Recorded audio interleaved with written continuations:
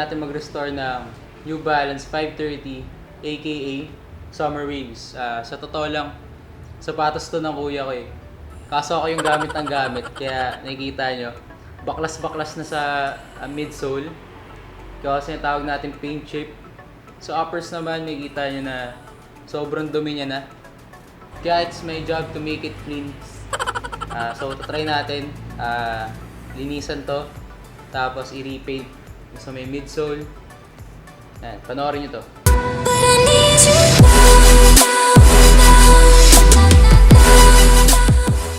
Para sa cleaning solution, kakailanganin natin ng Joy Anti-Bac with the Power Safeguard, brush, at ang panguli, damp cloth o pamunas.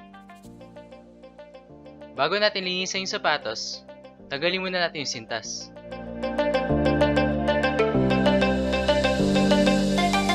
Pagkatapos na tanggalin, isit-in nyo muna sa solution yung sintas at babalikan natin yung mamaya.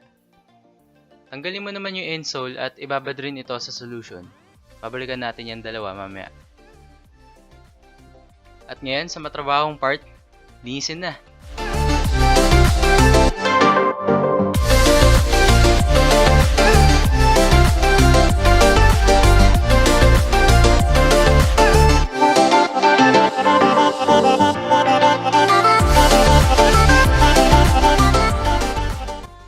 Kitang-kita naman na may epekto ang Joy Anti-Bac solution natin.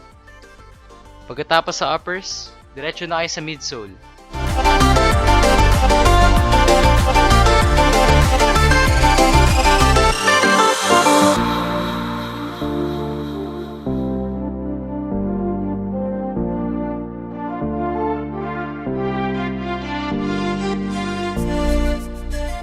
After linisan na midsole at uppers ng sapatos, linisan nyo na yung dila niya.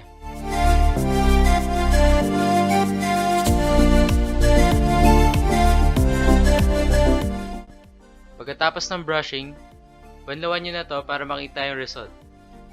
Kitang-kita na pumuti talaga yung sapatos. Iba ka talaga, Joy. Ngayon, babalikan na natin yung insole natin, tsaka kukuskusin.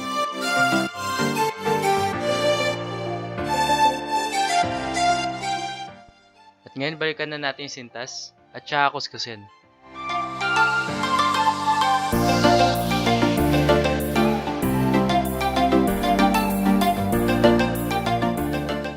Ngayon, tapos na tayo maglinis ng sapatos.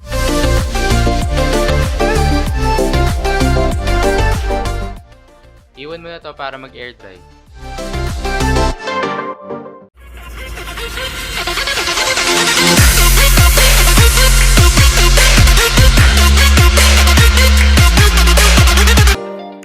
Para sa unang part ng ating repainting, kailangan natin ng masking tape, cotton, at lastly, ang acetone.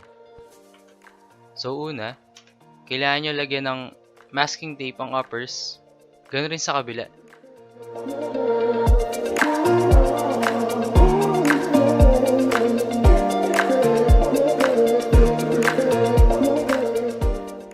Ngayon, simulan na natin tanggalin yung paint gamit yung acetone.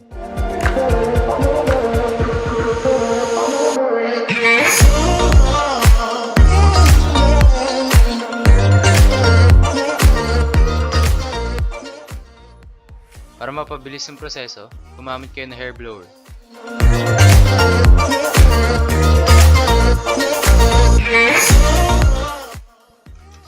Pagkatapos i-dry, pwede mo na i-paint yung midsole.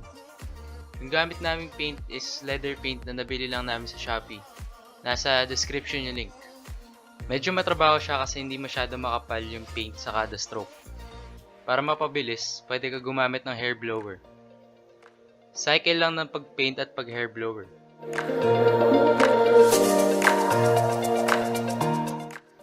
Dahil ang bagal ng proseso sa leather paint, tinry namin gamitan ng acrylic. Pero, nagkaroon na ng mga buo-buo sa sole kaya di na masyado maganda tingnan.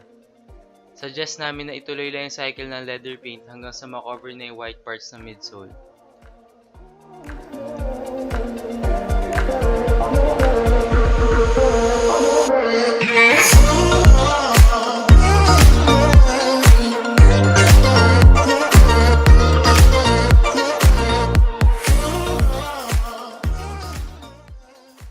ma-achieve naman yung kulay ng upper part ng midsole, hinaluan namin ng cream na acrylic paint yung white leather paint.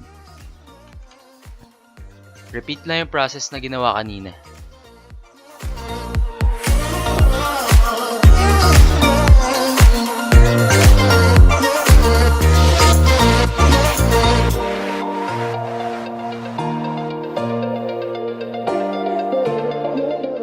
Ngayon, repeat the process sa black paint, pero this time, I suggest na gumamit ng mas maliit na paintbrush.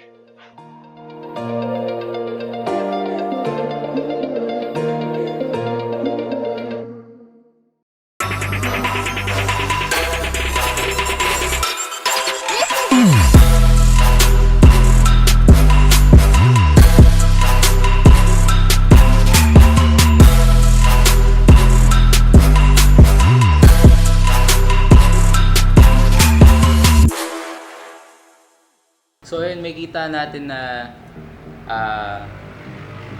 ayun, ito yung end result niya. Kitang-kita na pumuti compared dito sa luma. Maganda naman kinalabasan nung sa repaint. Dun sa midsole, makita nyo, creamy tas white dito sa baba. Parang great taste white na. Kaso, ang downside lang, sa uppers, may kita nyo na may damages pa rin. Suggestion lang na gumamit kayo ng airbrush imbes na paintbrush kasi may kita yung mga strokes ng pag-paint nyo dun sa mismong sapatos. Wearable na ang 530 end cap nyo. Gusto nyo pa ng ganitong content, please like and subscribe, tas comment down below kung anong gusto nyo makita sa next video. Yun, peace out yo!